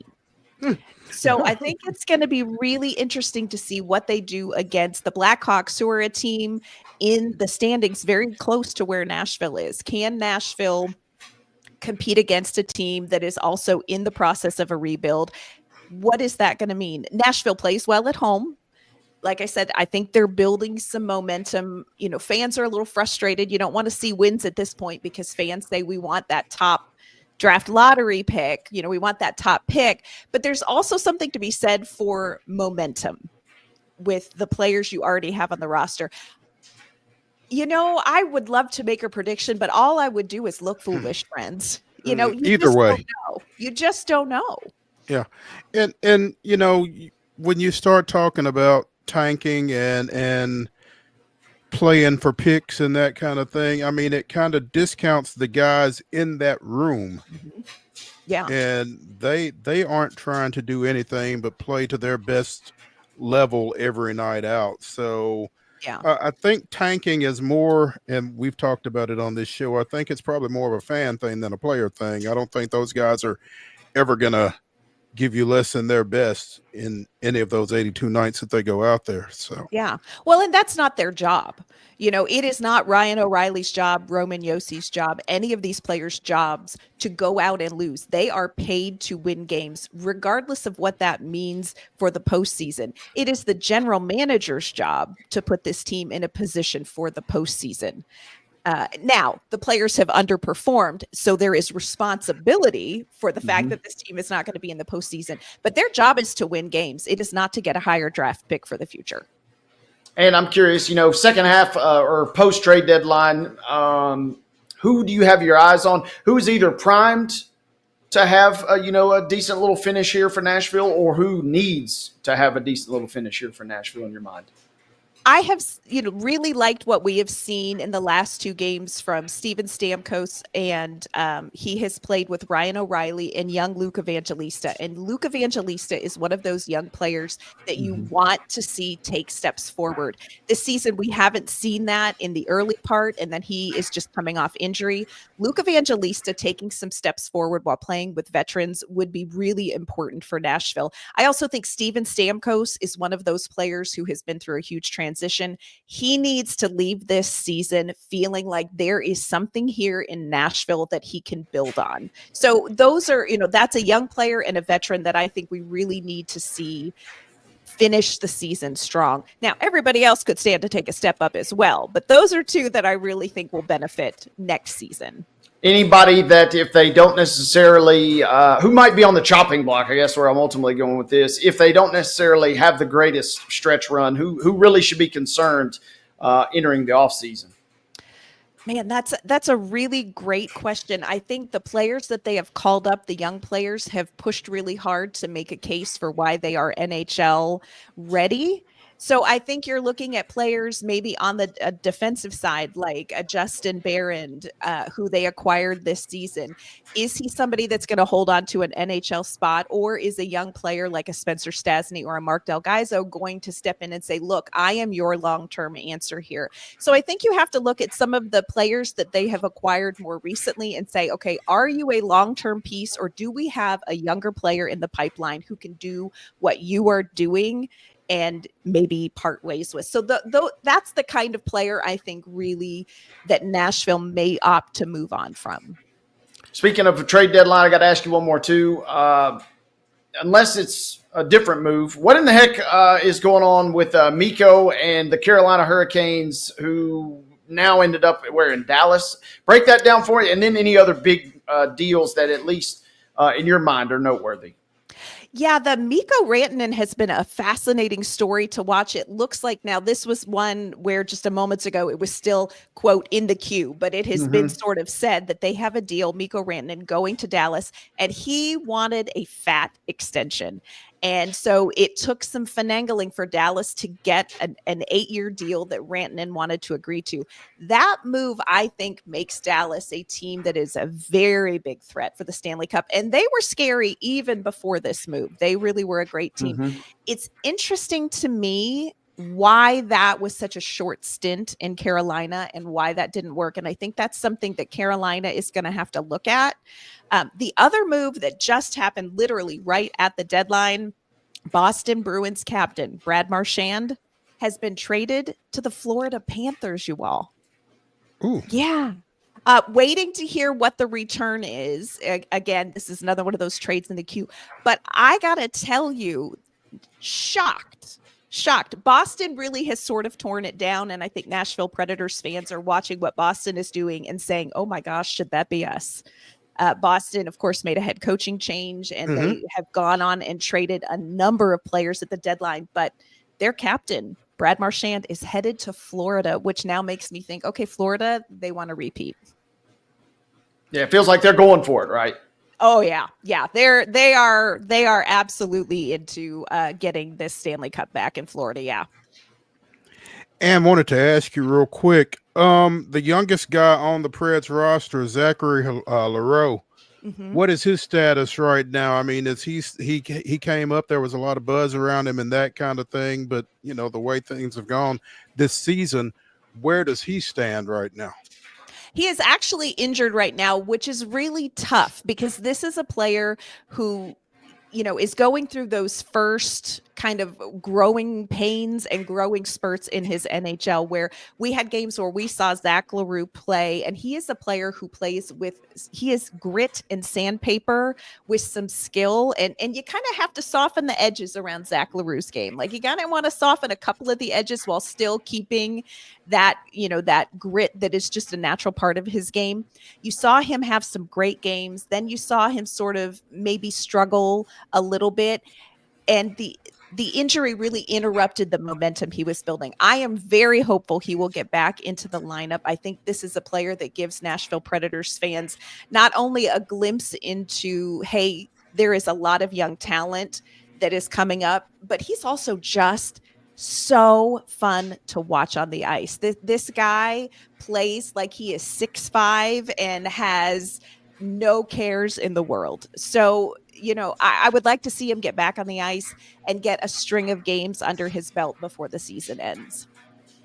And hopefully no more slew footing suspensions coming his way, right? Yeah. Those are the edges we really want to smooth those out first, and then we can go from there. Yes. I'm with you. I think we all learned what slew footing was, though, as a result of that. So we're a little smarter thanks to Zach Leroux.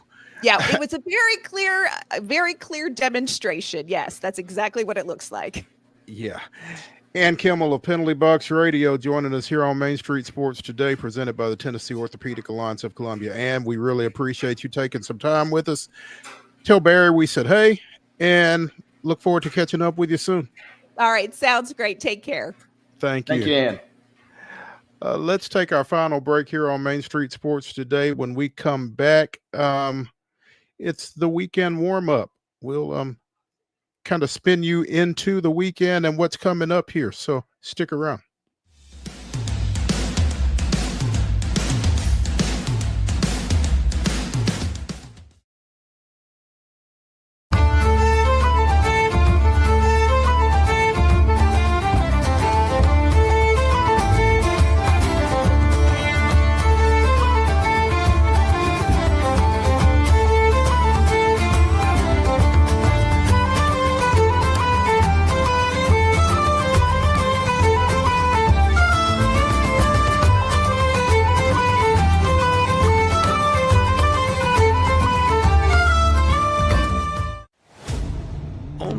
Smashville, our opponents welcomed with some good old-fashioned Southern hospitality. We'll give you a hand. Cheer you on. You suck! It's all your fault! Hey, we'll even leave a light on.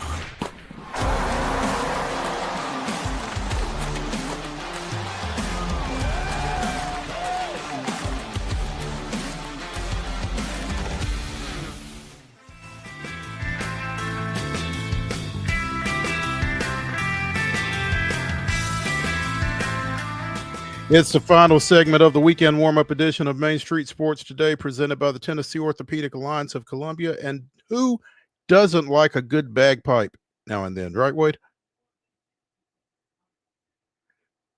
Sign me up all the way on that. Making history a little bit. Maybe the first ever bagpipes on this show. I feel bad, right? We had Will Austin, the head coach at UT Southern, sitting in our back pocket. He could have maybe came on in a kilt and did the bagpipes for us. We let him get out of town, so we got to go back to the drawing board there. That's unfortunate. You know, St. Patrick's Day is right around the corner. Could have used that. No kilts here. Anyway, the SEC women's basketball tournament continues over in Greenville. Second game of the day has gone final. Number 5 seed Oklahoma with a 69-65 win over 4 seed Kentucky. So that means one semifinal tomorrow will be Oklahoma and South Carolina. Your other semifinal participants will be decided later this evening. Again, Ole Miss and Texas will play at 5.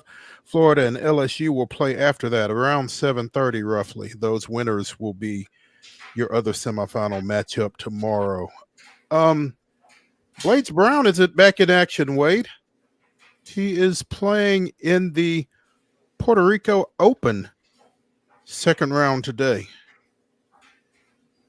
Had a good start and kind of trying to go low. He's going to have to go pretty low. Currently at 4 under, but Davis Riley's at 14. The cut line is right around 5 at the moment, so some work to do for young Blades, but another good start. Shot a 71 yesterday, and he's 3 under this afternoon. But again, that cut line, he's going to need a shot or two in these final 2 holes. It feels like to probably be safe.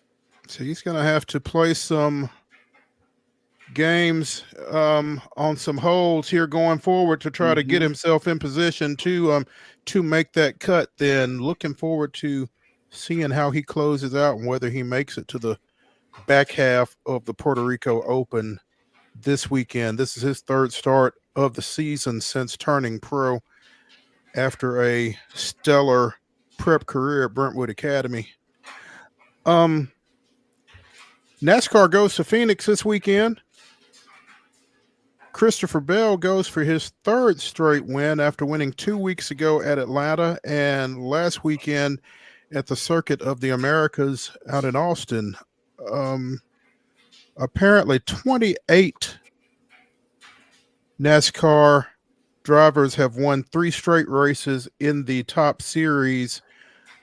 11 of those have gone on and won the series championship. So Bell could really put himself in a pretty good position with a win this weekend at Phoenix. Unfortunately, we didn't get to chat with Heather Williams this week, so I'm not sure who out there may be his biggest competition. But, you know, when you're talking about a guy trying to win 3 in a row, that's kind of riveting, I would think. So I'm sure a lot of folks will be paying attention to see how that goes. Yeah, no doubt. And if Vegas has anything to say about it, Ryan Blaney, Kyle Larson, and William Byron, kind of your usual suspects, are right there in the mix. But Bell is the favorite, and he's done pretty well at Phoenix. 6 starts over the last 3 seasons, got a win and 4 top 10s. But Blaney and Byron have also been great at Phoenix too. So seemingly on paper should be a fun race this weekend. Wade, you mentioned the Portland Timbers coming to Geodis tomorrow, taking on the Nashville Soccer Club, which is in search of its first victory of the season after a scoreless draw and a 2-0 loss early on. Yeah, was getting ready to text Clay Trainum right before the show. You'd like a win, you'd take a draw, But you just got to get a goal first. It's just baby steps at the moment. And so Nashville is a small favorite, playing back at home. Man, it's going to be another frigid kind of night. Nashville has had a slow start. It feels like they're playing in Portland practically by the time this thing will kick off tomorrow. So if they can get things going, you kind of like their chances. Again, they're a small favorite. Portland, though, has been pesky. So it'll be a tough test. Hoping to check that one out tomorrow night. 7:30 first touch for that one over at Geodis. So you're saying bundle up then? Is that what you're saying? I would recommend. Let's just put it to you this way. I'm grateful for Press Box. Let's just say less on that. If you catch my drift. Say less. Say less. The hot chocolate will be flowing, huh? Hot chocolate will be flowing. Other things will be flowing for our boy V-Love. He's there, rain or shine or sleet or snow. So looking forward to hopefully being back on the right side of things. Man, Nashville cannot afford to drop another one at home. I don't think the Grizzlies are in a position to say they can't afford to drop one at Dallas, but they would certainly like to get this 1-4 homestand taste out of their mouth as they head to Dallas and then New Orleans this weekend. Yeah, it's going to be hopefully back to the good side of things. And again, everybody's kind of just holding their breath. We've seen injury issues all season long with Memphis, but they've kind of smoothed things out over the last 2 months. But right when you think you've got it all solved, Jaren Jackson goes down, and he's on the verge of potential. Man, we talked about him being in the running for Defensive Player of the Year. Talked about him potentially now being thrust into All-NBA conversation with Wemby out.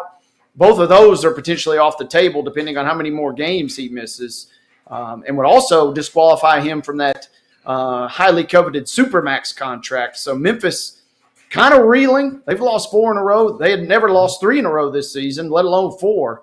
And they had built up a little cushion on the Rockets. You're thinking, okay, the Rockets are well in our rearview mirror. But now all of a sudden you're finding yourself battling them for that 4 or 5 spot. Memphis cannot afford to drop some other ones, especially against the lowly Mavericks, who are really reeling right now. A half a game up on the Rockets right now, 6.5 up on the Mavericks, but you don't necessarily feel like the Mavericks have the goods to really close that gap significantly, and a win, like you said here at American Airlines Arena, would go a long way for Memphis before they go to New Orleans on Sunday and then come home for the Suns on Monday. So they got 3 games over the next 4 days and a back-to-back for one of those. So final weekend of the regular season in Southeastern Conference men's basketball. Vanderbilt goes to Athens tomorrow. Tennessee hosting South Carolina. You'd like to think Tennessee could take care of business in that one. Vanderbilt, especially on the road, may get pushed. Yeah, I haven't seen a line yet for Vanderbilt, Georgia. I'll be fascinated to see when that one does drop. But Tennessee, yeah, as you would expect, comfortable favorite, 15.5 points. You would like to see both teams, of course, get those wins and kind of, cruise into the postseason a little bit, because the SEC tournament is going to be a blast next week, and that's kind of just the precursor. All the conference tournament week is the sneaky, real fun week of the year before the NCAA tournament. Kind of the internet insider kind of favorite week, I guess, if you will. But, man, this SEC tournament is going to be so fun to watch, and Tennessee and Vanderbilt are capable of making runs. So I'm curious to see how they close up shop on Saturday. Wade, I'm looking at a number for Georgia that says -3.5, just for what that's worth. Sounds about right. I mean, Vanderbilt is, played well, but the factor of playing at home, and Georgia's obviously, they're not just a slappy sitting there at 7-10. They will be desperate. Georgia certainly has got the if there's a team between those two that perhaps is resting on its laurels, it would be Vanderbilt, more so than Georgia, you feel like. So they got a little extra juice going into this one, trying to stave off Arkansas, who's tied with them in the conference standings, and a chance to do a double whammy and defeat Vanderbilt, who's 1 game ahead of. Yeah, Georgia pretty bubblicious right now, so they definitely are coming into this one needing it on their home court. Middle coming off that tough loss last night at home to Liberty has FIU coming in to close the Conference USA season. Our guy, Issam Mustafa, did something that only two players in Conference USA history have ever done. And I'm betting that the other two guys both won their games because Issam 30 points, 20 boards last night in that 86-81 loss. Can't blame him, right? That's one of the classic. You walk in the locker room, hey, that ain't on me. I didn't lose. No. Y'all lost. Absolutely. Yeah. I mean, we've talked about this guy. I think that was maybe at least his third straight double-double, and he did it in style, but he just could not pull the Blue Raiders through last night. So again, they've got FIU, the last place team in Conference USA. That result was not necessarily a shock. MTSU women losing at Liberty last night and losing decisively 62-41. That was the shocker. So I'd look out if I were FIU tomorrow in that women's game down there, because I would think the final game of the regular season, the Lady Raiders will be loaded for bear in that one. Yeah, you would hope so. And, man, yeah, we're not used to talking about them losing many conference games. Even one feels like a stretch, especially during this last 3 or 4 years. But to lose two, tied with Liberty now heading into the final game of the regular season. Mo, it's gotten so bad for our Lady Raiders. ESPN, the bracketology, has them dumped. They're the first 4 out. They've already kind of given the AQ to Liberty at this point. So, man, now you got we've seen this script before, though. When you get MTSU and the Lady Raiders kind of backed in a corner, they come out swinging. So to your point, yeah, conference tournament, buckle up because the Lady Raiders will be swinging. Well, and this was one of those, the enemy of my enemy is my friend kind of things, because Liberty takes on Western tomorrow. So if you are a MTSU women's fan, you got to be rooting for the Lady Toppers tomorrow. I know that's a tough ask, but that's kind of where we're at. Conference USA. We didn't know this, but Conference USA women's basketball makes for strange bedfellows, right? I mean, clearly. you gotta root for your enemy to get it going. And man, yeah, stubbing your toe right there. I got faith in the Lady Raiders. I like them to bounce back. Absolutely. And maybe WKU would do you solid. Yeah. North Alabama comes to Allen Arena on Sunday for the Atlantic Sun Conference Tournament Championship game. Big matchup for both these teams. Going to be a fun one. UNA's gunning for their first ever bid to the big dance. Lipscomb had to go to overtime versus Queens last night. This should be electric, and it's one of those games. I was talking with Joe this morning about it. It's one of those games that we talked about when he was on the program earlier this week. Mm-hmm. You play on a campus site. It is a whole lot of fun. If you're a fan of Lipscomb, if you're a supporter of Lipscomb, if you're a student, man, you got to go out and support a 1 p.m. showdown on ESPN2. What more could you ask for? Both teams come in at 24-9. The state junior college basketball tournament started today over in Memphis, over at Southwest Tennessee Community College. On the men's side, Columbia State is the number 1 seed. They are ranked number 23 in the country.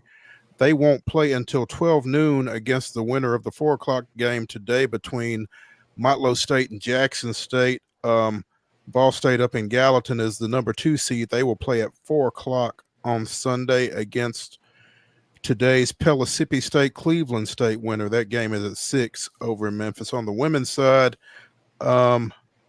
Vol State and Pellissippi played at noon today. I've not seen a final on that one, but that winner will play top seed Walter State tomorrow at noon. Columbia State's women are the number 2 seed. They will play at 4 tomorrow against either Southwest Tennessee or Motlow State. They are probably playing right now. It was a 2 o'clock start. We'll try to keep y'all posted on all of that. That tournament runs through Tuesday. that's going to do it for the weekend warm-up edition of Main Street Sports Today, presented by the Tennessee Orthopedic Alliance of Columbia. Come back with us on Monday. We will be here. Y'all have a great weekend. Set them clocks forward. Oh, yeah, absolutely.